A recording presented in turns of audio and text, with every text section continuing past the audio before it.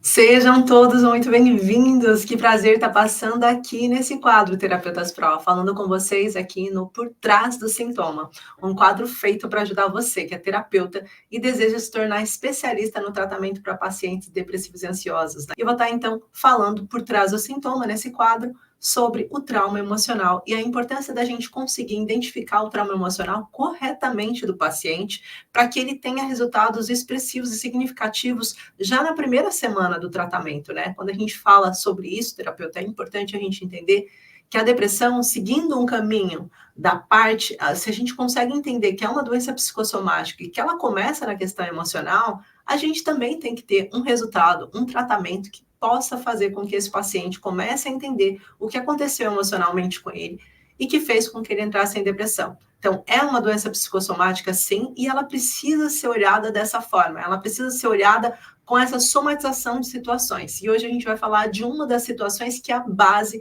de qualquer conflito depressivo e ansioso. Então, qual é o quadro? Um paciente quando passa por uma situação trauma. E para você que não entende de forma direta, terapeuta, ainda, o que significa uma situação trauma, o trauma é quando um paciente passou por uma situação, assim como um trauma físico, né? Se eu fraturei um braço, se eu partir um braço, automaticamente aquele braço, ele não vai ser mais igual. Ele vai estar com algumas particularidades que fazem com que esse braço seja diferente, porque ele teve um trauma. Não é só uma fissura, ele teve um trauma, mas mesmo uma pequena fissura pode fazer com que essa pessoa não tenha mais a mesma força no braço, não tenha mais o mesmo desenvolvimento que ele tinha anteriormente, certo? Então, quando a gente fala de um trauma em si, a gente também está falando da mesma coisa, só que no trauma emocional, essa fissura ela fica também de uma forma impressa no nosso cérebro. Sim, é o cérebro que registra as emoções. Então, quando o trauma acaba sendo evidenciado por esse paciente que está passando por depressão, aquela bolinha que tem no cérebro dele faz uma pequena marquinha, que até o Dr. Hammer, né, que falando da medicina nova germânica, ele conseguiu identificar aonde que ficavam as áreas ligadas aos tecidos embriológicos que faziam com que aquele paciente desenvolvesse uma série de sintomas físicos. Então, é sobre isso que a gente tem que olhar. O paciente, quando ele passa por um processo traumático, ele vai ter uma nova estrutura, uma nova forma de reagir a situações que antes ele reagia de uma outra forma. Isso é muito comum um paciente depressivo ter diversos sintomas físicos e muitas doenças associadas. Então, quando a gente está falando sobre o conceito da depressão e por trás essa questão do trauma, a gente tem que entender que quando eu tenho no meu dia a dia, né? Tô no meu dia a dia normal, passando por alguma situação, e quando eu passo por uma situação natural do dia a dia, vamos imaginar que eu tenho que sair para ir no mercado, né? Que é uma coisa que qualquer paciente depressivo deve já ter feito na sua vida. Então, quando eu vou sair para ir no mercado, eu tenho o meu sistema sensorial alerta já, naturalmente, porque todos nós, seres humanos, estamos o tempo todo tentando ver e entender onde que nós estamos. Então, imagina que esse paciente, quando ele começou a sair, ele viu coisas do seu dia a dia, viu lá o senhor do mercado, viu a banca, viu as pessoas que estavam ali naquele momento. Quando ele passou nessa situação da banca também, ele sentiu cheiros, ele provou coisas enquanto estava comprando alguma coisa, pode ter comido, ou pode ter ouvido coisas. Tudo isso foi registrado sensorialmente pelo seu corpo, certo? Então, a primeira forma, assim que eu registro o meu sistema sensorial, logo a seguir esse registro do meu sistema sensorial, eu vou criar uma coisa chamada emoção. E muitos terapeutas acabam se confundindo e acreditando que a emoção que o paciente tem é os sentimentos. Eles confundem emoção com sentimentos. O que eu quero dizer? Emoção é algo que o paciente não controla. Emoção é aquilo que eu sinto e que eu não tenho um pensamento sobre aquilo. Então, automaticamente, a emoção eu não controlo. E é a emoção que coloca o meu paciente numa crise depressiva ou numa crise ansiosa. É a emoção que faz isso. Por isso que é uma situação orgânica que ele não consegue responder. Então, a partir do momento em que meu cérebro passou por uma situação e que ele registrou essa emoção, ele vai gerar um sentimento. Então, a emoção é aquilo que se forma de uma forma orgânica, natural, e o sentimento é como que o seu paciente vai olhar para essa emoção. Ele vai sentir, isso aqui começou a descontrolar meu coração. Eu também estou com uma dor de barriga. Eu estou sentindo uma transpiração. E a forma que o seu paciente olhou ou sentiu isso vai fazer com que ele acabe desenvolvendo essa percepção de trauma. O trauma pode gerar, sim, a depressão do seu paciente. Como que você, como terapeuta, consegue ajudar o seu paciente a identificar de forma correta o trauma que ele passou e fazer com que ele possa entrar num processo de cura? Quando você pensa na questão do trauma, o trauma ele tem duas características, o trauma emocional.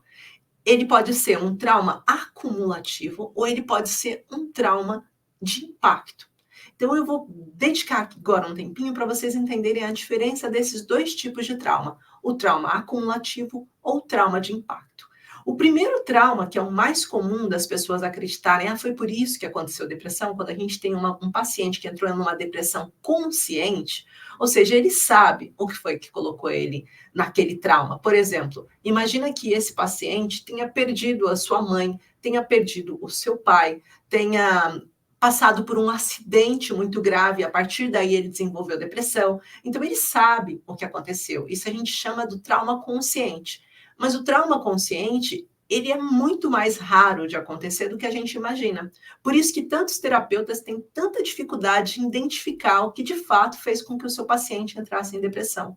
Porque eles se focam na atualidade, no que está acontecendo naquele momento na vida do paciente. E às vezes esse paciente, mesmo quando a gente pergunta o que aconteceu no seu passado, se você passou por alguma situação mais difícil, quais as situações difíceis que você passou, às vezes esse paciente tem dificuldade de falar. E quando ele tem dificuldade de falar o que aconteceu com ele, você, como terapeuta, se sente fragilizado porque você não consegue identificar a origem daquela depressão. E isso faz com que aquele paciente não tenha resultados quando ele sai do atendimento.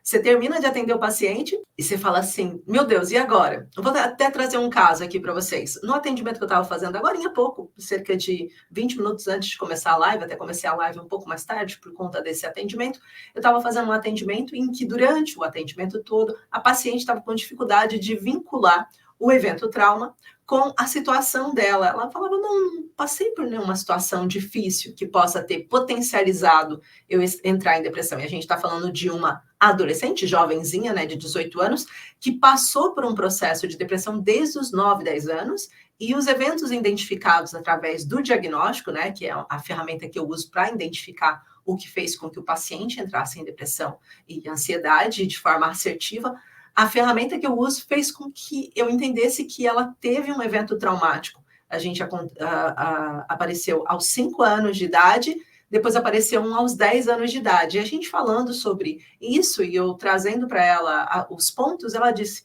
não, eu não lembro de ter passado por nada disso. E logo depois da consulta, para vocês verem, ela até trouxe aqui, logo a seguir a consulta, ela trouxe a fala, sim, com 5 anos morreu a minha avó. Eu não estava lembrando. E com 7 anos, meu avô materno. Então, ela estava aqui, a escrita é muito maior, né? Mas só trazendo aqui para vocês entenderem. Ou seja, ela traz a referência a posterior. Por quê? Porque naquele momento ela não lembrava e não conseguia identificar o trauma. Então, é muito comum, quando a gente vai fazer um tratamento com o paciente não conseguir identificar de forma direta o que aconteceu com ele. Por isso que é muito difícil você conseguir ter resultados com a técnica Gestaltes, por exemplo, porque você vai fazer com que ele conduza a vida dele de uma forma diferente, que ele consiga, no dia a dia, fazer com que ele tenha um outro olhar sobre o dia a dia dele, as situações que ele está passando. Porém, e aquela situação do início que fez com que ele entrasse em depressão e ansiedade? Essa situação você não resolve. Então, o que nós precisamos? Olhar para o trauma de origem. E aí, quando a gente pensa, o que desencadeou, o que iniciou esse processo, qual foi a primeira gota nesse copo que está transbordando desse paciente, o trauma sempre vai estar lá. Sempre vai ter passado por um trauma emocional. E o trauma de impacto, como eu estava dizendo, ele é um trauma mais forte, mais fácil de identificar, porque aquele paciente sabe, perdi minha mãe, perdi meu pai, me divorciei, saí de casa, passei por um processo de humilhação. Então, eu sei identificar o que aconteceu. Mas existem muitos pacientes que não têm essa memória. Por quê? Porque o nosso cérebro, em sistema de sobrevivência, vai dar um jeito de fazer com que aquela memória seja apagada ou amenizada. É muito comum o paciente não ter a dimensão daquilo. É como, exemplo, vou trazer um outro exemplo aqui de um caso concreto. Eu tive uma paciente, atendi ela há pouco tempo também, que ela passou por um processo de abuso, um abuso familiar, ou seja, ela passou por um processo de abuso sexual e por parte de uma pessoa da família. Como ela teve que conviver com esse abusador e ela não pôde, de forma exata, dizer, olha, não, isso aconteceu e eu quero esquecer, eu não quero mais que isso se repita e eu preciso resolver isso. E ela não tinha idade suficiente para sair de casa ou para ir tomar um rumo na vida dela que pudesse estar longe desse abusador e teve que conviver com esse abusador. O cérebro dela criou formas de amenizar a situação. Dizer, talvez tenha sido sem querer, talvez não tenha sido isso tudo, talvez você entendeu mal, talvez você se sentiu, talvez você foi culpada. Coisas assim é muito comum de um paciente que passou um trauma de impacto relacionado a abuso sexual, principalmente em contexto familiar, trazer. Ele não consegue lembrar essa memória de forma direta. Ele não vai acionar essa memória de forma direta porque ele fez questão de apagar, de amenizar para não sofrer com aquela dor todos os dias. Então, de uma forma direta, a gente tem que entender: existem os traumas emocionais e os traumas emocionais de impacto, mas também existem os traumas acumulativos. O que é um trauma acumulativo? Um trauma emocional acumulativo é aquele trauma que o paciente passou por um longo período de tempo, ou um trauma que esteja relacionado com a mesma gaveta, que passou, que aquele paciente teve relacionado a um evento difícil da vida dele.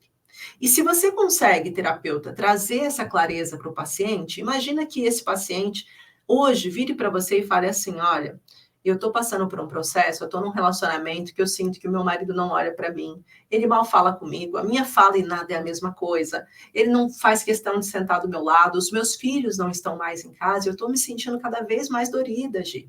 Eu não sei mais o que fazer para poder ter a atenção deles, eu me sinto sozinha, eu me sinto esquecida. Mesmo quando a gente está em festa de família, já nem me apetece ir, porque eu estou num contexto em que eu sinto que a minha presença em nada é nada.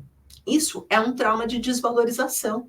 E se a gente está falando de desvalorização, a gente está falando do tecido no mesoderma.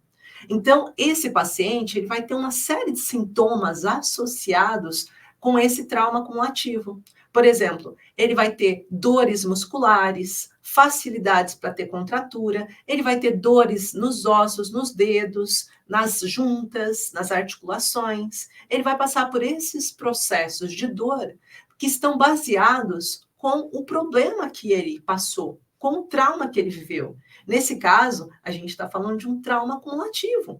Então, esse paciente passou por um trauma que, ao longo do seu período, ao longo do seu dia após dia, foi criando nele uma referência, no seu próprio cérebro, foi marcando essa referência que levou ele ao trauma acumulativo, que trouxe o mesoderma como sinal. E aí ele vai ter essa série de sintomas.